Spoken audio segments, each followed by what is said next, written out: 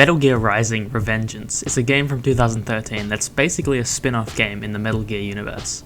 Originally, it was going to star Raiden from Metal Gear Solid 2 and 4 and be a stealth game that made use of Raiden's cybernetic augmentations for some unique stealth gameplay. The project was put on hold after a while because the people working on it didn't feel that the story and the gameplay worked together, but a full script was written by chief story writer Etsu Tamari for the game, which was planned to take place between Metal Gear Solids 2 and 4. After some consideration, the game was shifted from taking place between Metal Gear Solids 2 and 4 to taking place after Metal Gear Solid 4, the chronological end of the Metal Gear Solid series, with an altered story and different focus from previous games in the Metal Gear franchise. What makes it unusual in the Metal Gear series is that it wasn't developed in-house by Konami. It was made by Platinum Games, who made Bayonetta and would later go on to make Nier Automata. Platinum Games' whole thing is making action games, so it was unusual to have them make a game in a series known for its stealth gameplay. The final game is not a stealth game.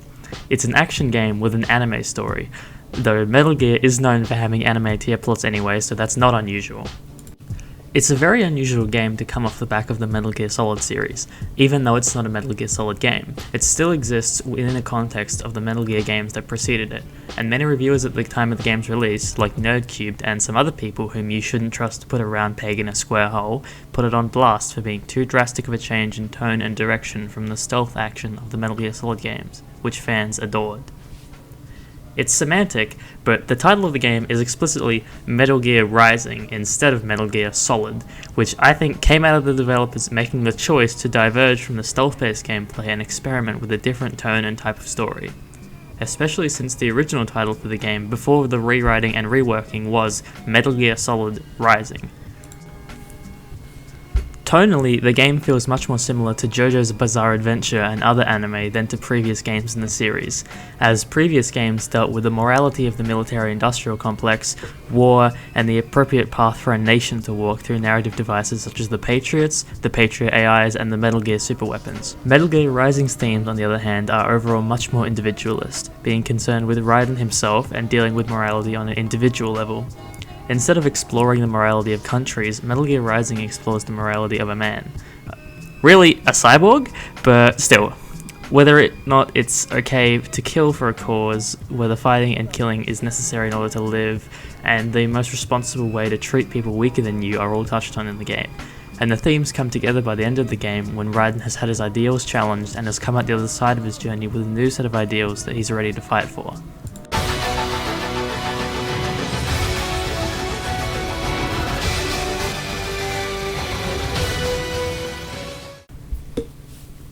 Metal Gear Rising could honestly be a play.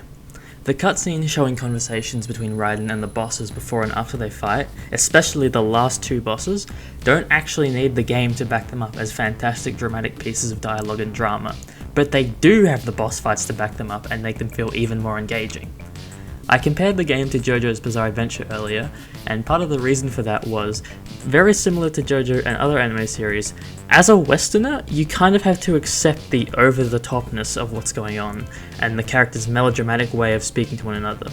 But once you do, the game, like JoJo's Bizarre Adventure, does have an emotionally engaging story and set of characters for you to engage with. This insaneness of the characters and plot also helped the game achieve its legendary status, but that's a point for the next paragraph. The game achieved a sort of legendary status after a while, after its release, largely because of the interactions between Raiden and a character named Armstrong, the man behind the big plot that Raiden is trying to stop.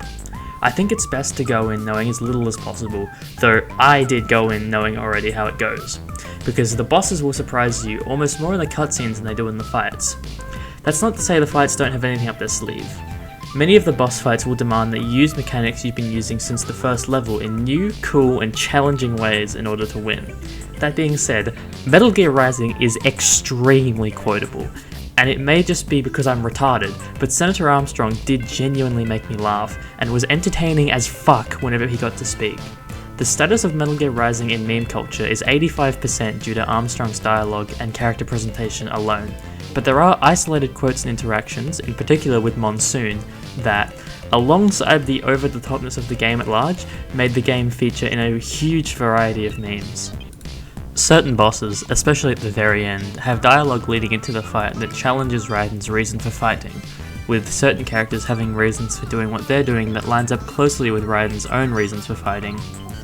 One boss has a cool rivalry with Raiden, where he kicks your ass at the start, speaks to you during the story at points, and then you fight him again before the end.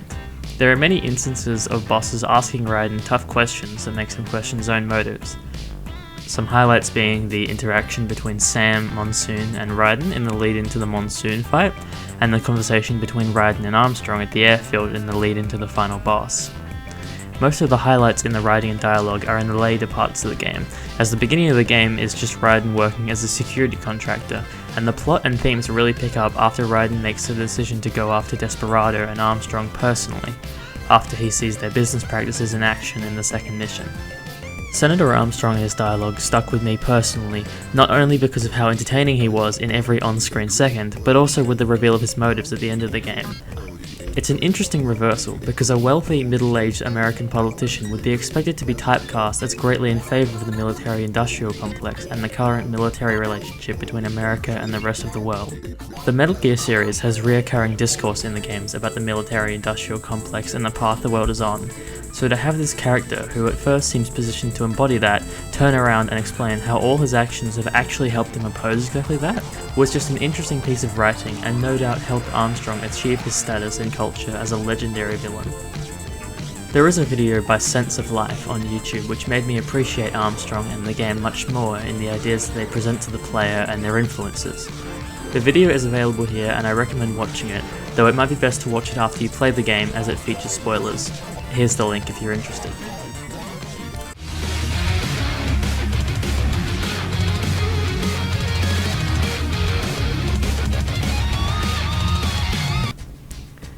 You play as a cyborg ninja with unbelievable dexterity, speed, and strength, but the game does not pamper you to make you feel like a god the whole time. After the tutorial level and first boss where you get used to the mechanics, the game will start ramping up the challenges.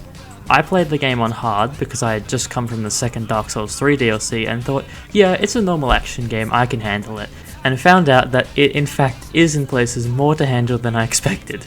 I never turned down the difficulty, but I'd certainly found the game challenging enough to satisfy me, and the game did not coddle me and make me feel epic the whole time. It actually made me get good at the mechanics in order to progress.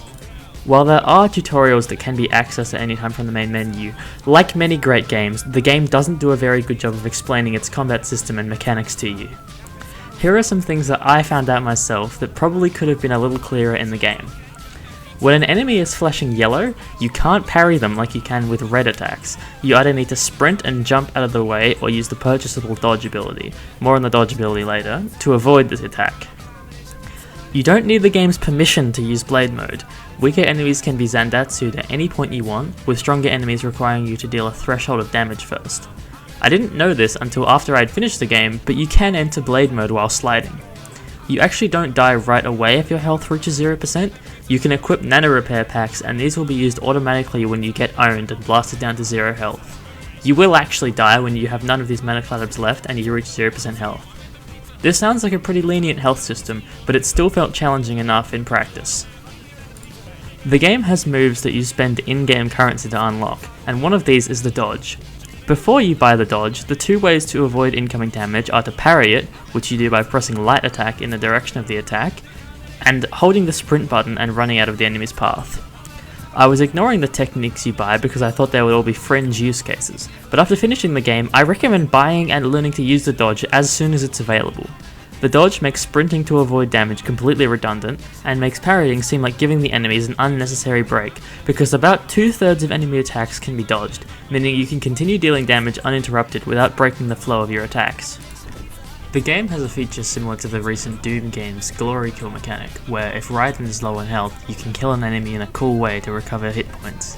This means that if you're low, you are not rewarded for running off and hiding, rather, if you stand your ground and play well, you are rewarded with health and can continue to fight.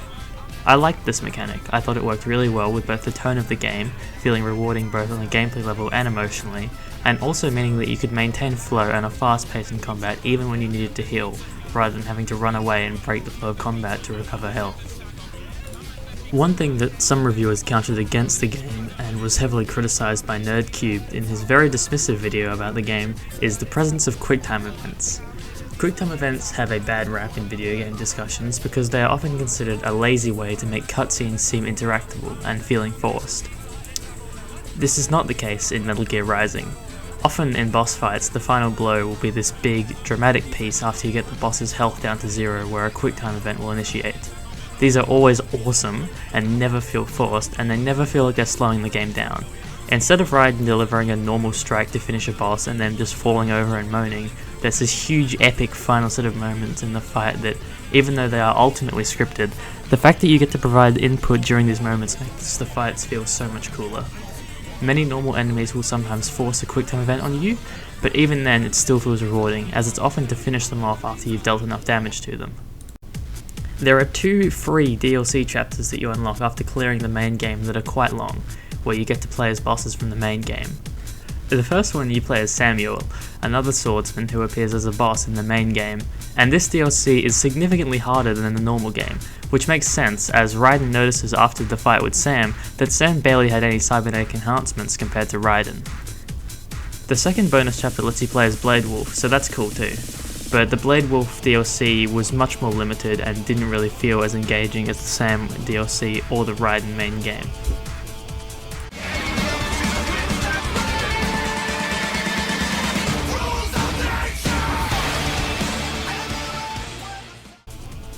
I won't spend too much time on it, but it's worth discussing the soundtrack. The soundtrack is really good and made the boss fights feel really cool. There are some moments where the soundtrack really shines through and give the game a big boost. Like in the first boss fight, and many instances where the soundtrack gives a boss fight much more weight both emotionally and stylistically. Some personal favourites were It Has to Be This Way, A Stranger I Remain, and Rules of Nature. I don't think I could have been able to get into these tracks if I had listened to them without playing the game, as the songs are relatively full on and not what I would have listened to personally. This being said, the tracks made the boss fights especially way more hype, and now I do just listen to them on their own.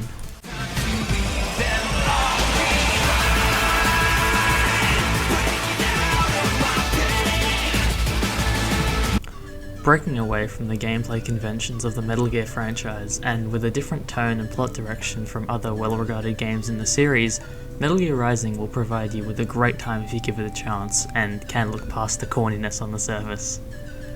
Metal Gear Rising: Revengeance does not offer the tactical stealth gameplay that existing fans loved the Metal Gear Solid games for.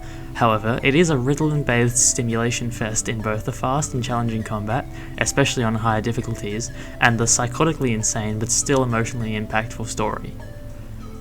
If you made a person ingest 3 times the recommended amount of ADHD stimulant medication, then told them to write a science fiction political play, they might write something that feels similar to Metal Gear Rising. If you've played action games with a focus on melee combat such as Dark Souls, Bayonetta, Devil May Cry or similar franchises, Metal Gear Rising will provide ample challenge and motivation to push through that challenge. Even if the first level is perhaps a bit too slow to provide much of a challenge, by the time Mastiffs are introduced, combat will feel challenging and rewarding.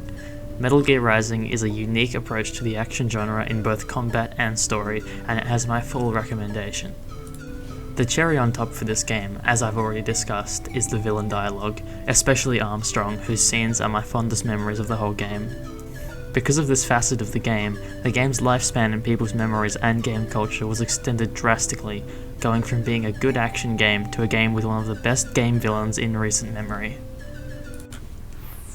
I was never into fighting or straight action games before playing Metal Gear Rising, but after experiencing it now, I fully intend to play Devil May Cry 5 and God Hand. Fun fact, in the Sam DLC, if you try to use the X-ray vision that Raiden has, Sam will mock you for it. They're afraid.